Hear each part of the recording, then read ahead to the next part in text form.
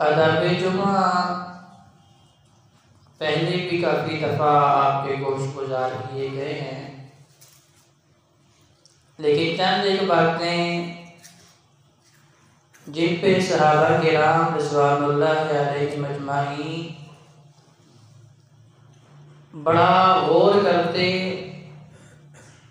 और उन चीज़ों का बड़ा एहतमाम किया करते थे, क्योंकि सहाबा किराम का मतमा नज़र ये होता था कि हर वो मौका जिस मौका पर थोड़े अमल का ज़्यादा अजर व सवाब मिले उसे गंवाना नहीं चाहिए, उसे हासिल करना चाहिए।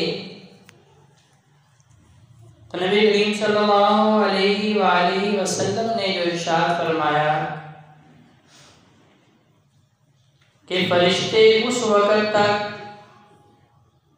जो इजाफी अजर व सवाब जुमे का रखा गया है खतीब के मिंबर पर बैठने से पहले पहले नोट करते हैं। तो यकीनी तौर पे ये बात सहाबा के लिए बड़ी खुशी की थी। तो फिर उनकी दौड़ें होती कि मैंने मस्जिद में पहले पहुंचना है और मैंने पहले मस्जिद में दाखिल होना है। दूसरी चीज़ कि जब मस्जिद में आए तो बगैर नवाफिल और सुन्नत पढ़े बैठना नहीं चाहिए। जितना वक्त मिले दो दो करके सुन्नतें और नवाफिल अदा करने चाहिए। तीसरी बात कि जब मस्जिद में दाखिल हो गए हैं तो जुम्मे की तकमील तक और उसके मुकम्मल होने तक दुनियावी बातें और इधर उधर की लगवियात जो है वो नहीं करनी चाहिए। चौथी बात कि जितना इमाम के करीब होके मौका मिले बैठना चाहिए, क्योंकि नबी करीम सल्लल्लाहु अलैहि वसल्लम इरशाद फरमाते हैं कि इंसान जितना इमाम के करीब बैठता है उतना ही वो रहमत इलाही के करीब होता है, क्योंकि उतनी तवज्जो से बात सुनता है। तो जब इंसान किसी भी चीज़ को गौर व फिक्र करके सुनता है तो फिर खालिक व मालिक की तरफ से अमल की तौफीक भी मिल जाती है। बिलखुसूस सफ़े अव्वल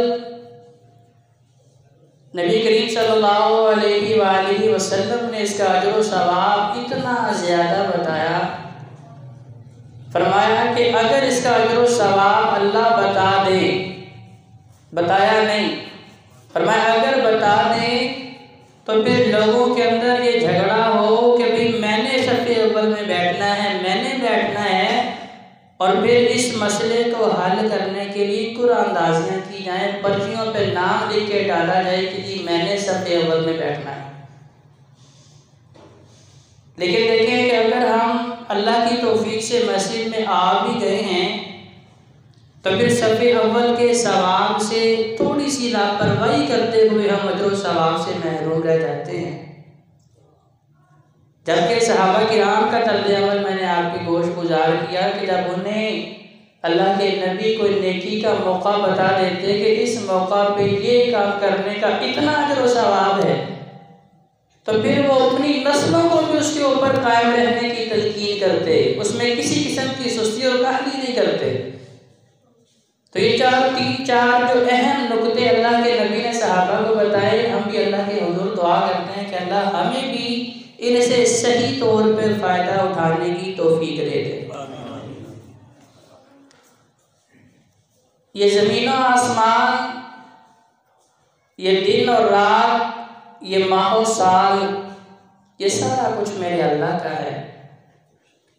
और इस ज़मीन में इसके ऊपर चलने वाली तमाम तर मखलूक़ात और इस ज़मीन से पैदा होने वाली तमाम किस्म की अजनास, हत्ता के आसमानों पर रहने वाले फरिश्ते भी, अल्लाह रब्बुल इज़्ज़त ने ये सारा कुछ पैदा करके इंसान को कहा कि इंसान ये सारा कुछ मैंने तेरे लिए पैदा किया।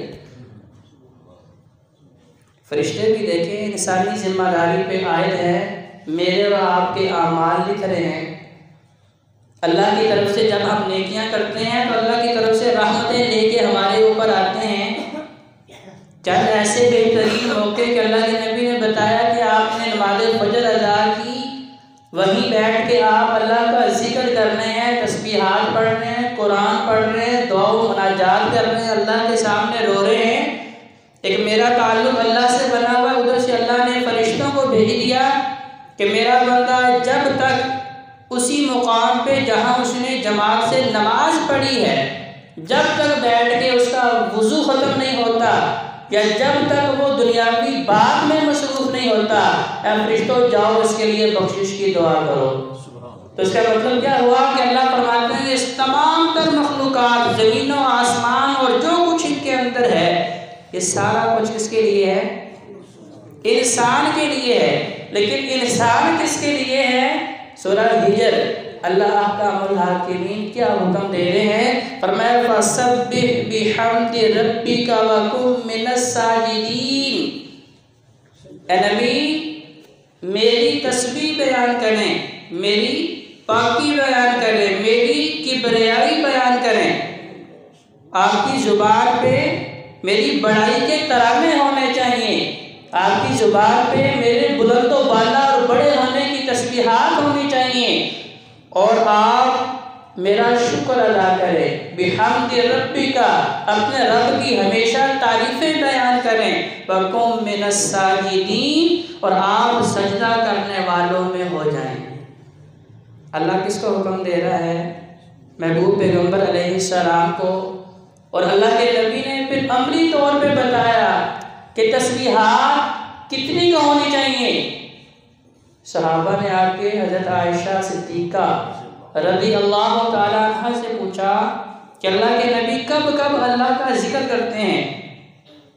सवाल पूछने का अपना एक अंदाज था कि अल्लाह के नबी कब कब जिक्र करते हैं। तो कुर्बान जाए हज़रत आयशा सिद्दीक़ा रज़ी अल्लाह ताला अन्हा की फ़हम फरासत पे वो फरमाते हैं कि मैं तो वो मौके गिन ही नहीं सकती और बता ही नहीं सकती। मैं तो ये बता सकती हूँ कि किस किस मौके पे अल्लाह के नबी जिक्र नहीं करते। फरमाया जब अल्लाह के नबी कज़ाए हाजत के लिए वाशरूम में जाते हैं, सिर्फ वो वक़्त है जब अल्लाह के नबी की ज़ुबान पे जिक्र इलाही नहीं होता। और वो भी क्यों नहीं होता कि अल्लाह ने मना किया है तो उस वक़्त हमारी तस्बीहात बयान नहीं करनी। दूसरा मौका फरमाया कि जब अल्लाह के नबी अपनी अज़वाज के पास होते हैं, सिर्फ ये दो मौके हैं, इसके अलावा हमेशा अल्लाह के नबी की ज़ुबान से सुना है। तो क्या सुना है?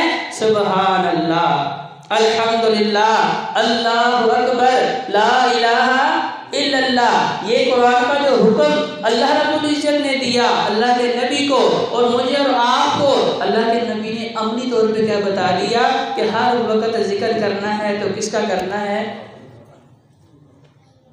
हम किसका जिक्र कर रहे हैं? जहाँ पे भी बैठ रहे हैं अपने रोने रो रहे हैं, कहीं महंगाई के रोने रो रहे हैं, कहीं सियासतदानों के रोने रो रहे हैं, कभी अपने बच्चों की जो है उनकी बातें कर कर के रोने रो रहे हैं कि मेरी औलाद नाफरमान है, कहीं कारोबार के मामलात बयान कर रहे हैं, यार कारोबारी हालात बड़े मंदे हैं, या फिर क्या है लोगों की गिबतें कर रहे हैं, लोगों की नेकियां बढ़ा रहे हैं और अपनी नेकियों को अपने हाथों से आग लगा रहे हैं। जब हमारी ज़ुबान पे अल्लाह का जिक्र नहीं होगा तो इसका मतलब क्या है कि फिर या तो अल्लाह का शिकवा होगा या अल्लाह की मखलूक के शिकवे होंगे। तो अल्लाह ने क्या कहा? फसब्बिह बिहम्दि रब्बिका व कुन मिनस साजिदीन। आपकी ज़ुबान पे हमारा जिक्र होना चाहिए और दूसरी चीज़ आप सजदा करने वालों में होने चाहिए। मतलब क्या है कि अल्लाह को फिर दो तरह के लोग पसंद हैं। एक वो जो ज़ाकिरीन हैं, ज़ाकिरीन अल्लाह का जिक्र करने वाले, और दूसरा अल्लाह को साजिदीन पसंद हैं, अल्लाह के सामने झुकने वाले।